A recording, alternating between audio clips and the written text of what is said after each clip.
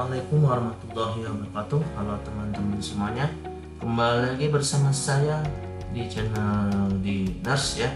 Oke, pada kesempatan kali ini saya akan memberikan atau memberi informasi ya tentang cara isolasi mandiri dan merawat saudara atau keluarga yang terkena virus positif COVID-19 ya.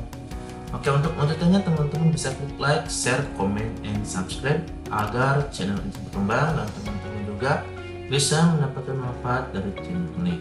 Terima kasih. Ya, teman-teman, langsung aja yuk kita buka. Tips melakukan isolasi mandiri yang aman di rumah jika ada anggota keluarga yang terinfeksi COVID-19. Oke, yang pertama adalah terapkan protokol kesehatan dengan memakai masker untuk penderita dan keluarga serumah, termasuk mencuci tangan berkala dan menjaga jarak antar anggota keluarga. Untuk pasien, gunakan masker medis.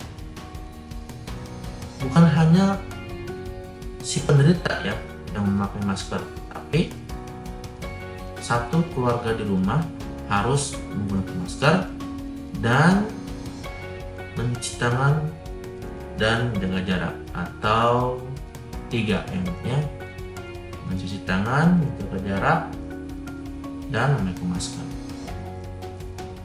Selanjutnya, tempatkan pasien di ruangan atau kamar tersendiri yang memiliki ventilasi yang baik. Ini ruangan yang memiliki jendela dan pintu yang terbuka. Ya, ini contohnya ya. Jadi ventilasinya itu sangat bagus sekali teman-teman ya. Atau ada cahaya masuk ke dalam ruangan, itu lebih bagus lagi.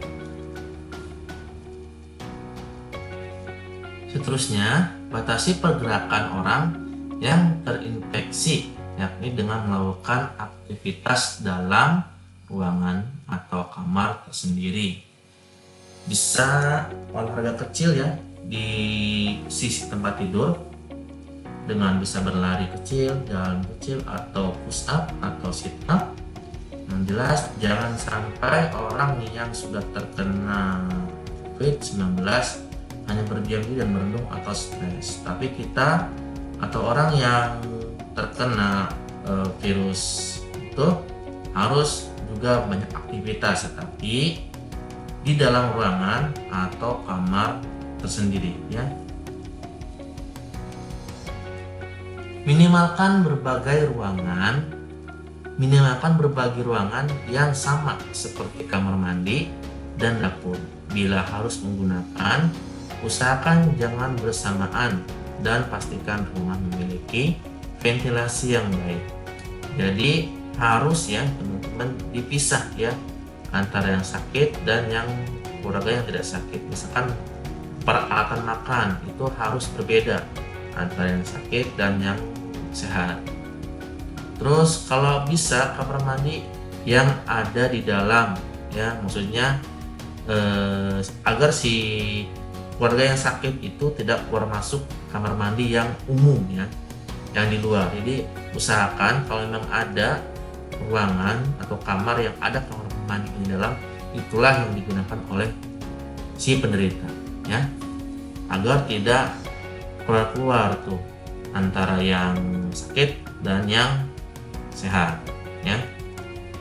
Terus anggota keluarga lain tidur di kamar berbeda, dan jika tidak memungkinkan maka jaga jarak minimal 1 meter dari pasien dan tidur di kasur yang berbeda dengan pasien. Mungkin kalau rumahnya banyak kamar ini masih bisa, tapi jikalau rumahnya kecil atau kamarnya terbatas, misalkan 2 kamar, nah dihuni oleh beberapa keluarga, ya otomatis terpaksa si pasien dan yang maksudnya yang sakit yang sehat 1 kamar, tapi dengan batasan harus ada jarak 1-2 meter dan tidurnya jangan bersamaan. Misalkan si pasien atau keluarga yang sakit tidur di kasur dan keluarga yang sehat di bawahnya, ya. Oke, lanjut ya. Jadi itu adalah beberapa tips kita isolasi mandiri di rumah, ya. Terus, nah ini adalah cara merawatnya teman-teman ya, cara merawat pasien yang baik dan aman jika ada di rumah, ya. Nah, batasi jumlah orang yang merawat pasien, ya. Idealnya satu orang yang benar-benar sehat tanpa memiliki gangguan kesehatan lain atau gangguan kekebalan. Usahakan yang merawat keluarga yang sakit itu orang yang benar-benar sehat dan tahu, ya. Misalkan misalkan yang sakit ting-bating ya, keluarga kita yang tua atau orang tua kita. Jangan dirawat oleh satu orang tuanya lagi, tapi harus dirawat oleh anak-anaknya yang mengerti, tahu, dan benar-benar sehat. Karena kalau kita merawat orang tua itu harus benar-benar ya, jangan asal. Maksudnya jangan asal tuh rentan, karena orang tua kan rentan ya terhadap virus ini. Jadi orang yang harus merawat itu adalah orang-orang yang benar-benar sehat ya, tanpa memiliki gangguan kesehatan, ya. Pengunjung atau penjenguk tidak diizinkan sampai pasien benar-benar sehat dan hasil tes negatif, ya. Jadi kalau untuk pengunjung atau penjenguk ya, jangan dulu menjenguk atau jangan dulu mengunjungi pasien ya sampai benar-benar pasien sehat dan dinyatakan dengan tes PCR yang kedua ya, tesnya negatif, ya. Jadi kalaupun ingin menjenguk atau mengunjungi ya, ini ada gambarnya ya, hanya di luar saja, di kaca ya, jadi ada pembatas ya, gitu. Lanjut ya, lakukan cuci tangan segera setiap ada kontak dengan pasien atau lingkungan pasien. Maksudnya kalau kita ada kontak dengan keluarga kita yang sakit yang sedang isolasi mandiri di kamar, kita harus segera cuci tangan. Jangan lupa juga kalau memang kita harus berada dalam kamar tersebut, otomatis baju kita juga harus dicuci langsung, ya. Nah, cucilah tangan sebelum dan setelah menyiapkan makanan, sebelum makan, setelah dari kamar mandi, dan kapanpun tangan kelihatan kotor. Jika tangan tidak tampak kotor, dapat menggunakan hand sanitizer, dan untuk tangan yang kelihatan kotor bisa menggunakan air dan sabun. Jika mencuci tangan, lakukan protokol pencucian tangan dengan baik dan segerakan keringkan dengan handuk kertas kalau dipakai atau menggunakan handuk bersih. Segera ganti jika sudah basah.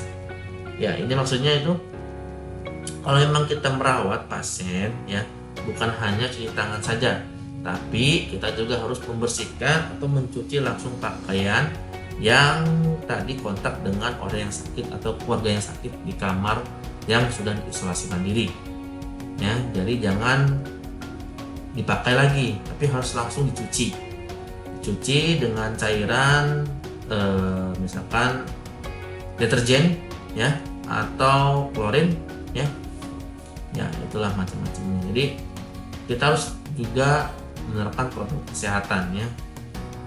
Jangan karena keluarga kita itu tidak ada gejala, hanya OTG ya, alhamdulillah, tapi kan pasien positif misalkan.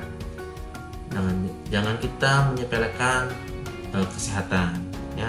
Walaupun orang misalkan keluarga kita sakit tanpa gejala di isolasi mandiri, tapi kita juga harus menjaga jarak, menjaga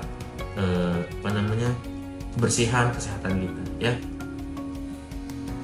Oke, itu aja ya yang dapat saya sampaikan, informasi untuk isolasi mandiri di rumah. Semoga bermanfaat dan tetap kita harus menjaga kesehatannya. Jangan lupa 3M ya, mencuci tangan, menjaga jarak, pakai masker ya. Terima kasih, salam sehat. Assalamualaikum warahmatullahi wabarakatuh.